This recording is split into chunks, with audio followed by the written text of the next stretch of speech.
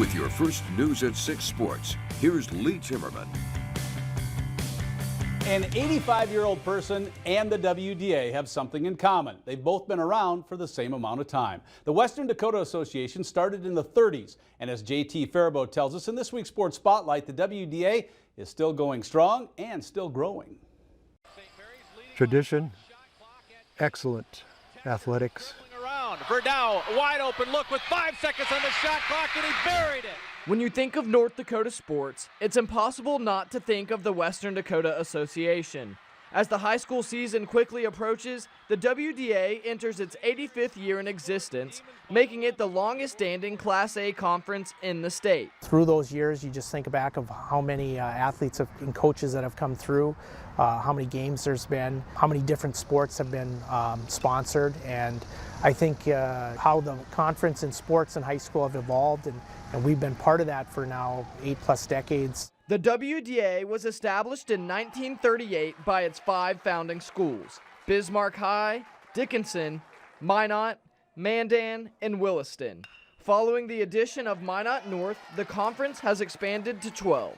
We continue to grow not only with numbers of schools, but with the number of activities that we offer. With the addition of girls wrestling as being one of the newest, it's exciting to see different avenues and different places for kids to have the opportunity to represent their school. There's been change in the addition of schools, but the one constant with that is that, a lot of our competition takes place within our conference. Competition is incredibly valuable for young athletes. The WDA certainly provides it, but that's not what it's all about. Since the beginning of the WDA, the schools enjoyed competing against one another, and yet when the game was over, they shook hands and they were friends. Yeah, we want our teams to be successful, but along with that, we want to teach them the core values of having great sportsmanship and working with people on their teams, and not just within your own team, but also against all the other competition that you face throughout the conference and the state of North Dakota. Across 85 years, there's been countless champions, records set, and broken.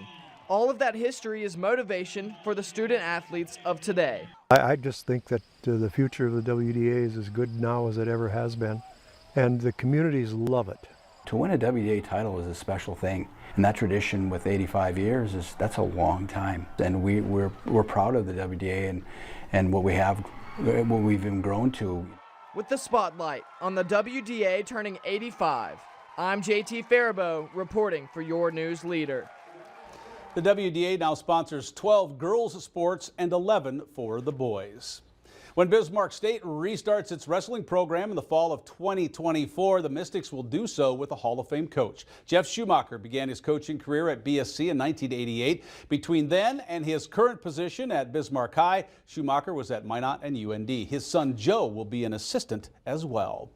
Well, the son of NASCAR champion Kevin Harvick is scheduled to race this week at Dakota Speedway. Keelan plans to run his legend car on Friday night. The 11-year-old is also planning to race in Lisbon, Jamestown, and Minot before heading back to North Carolina. Well, it's game day for the Twins and the Tigers. It's a day contest. The Twins got the scoring started when Royce Lewis rips a line drive double to right center field. It will score Max Kepler. The middle innings belong to the Tigers, though. Spencer Torkelson had 2 hits. They both left the yard, and Detroit built an 8-4 lead, which it took into the 9th inning. But in that 9th inning, Max Kepler will hit his 20th homer of the year, part of a 3-run frame for the Twins, but not enough. Detroit hangs on to win it by the final of 8-7. Shoot. All right, we'll be right back.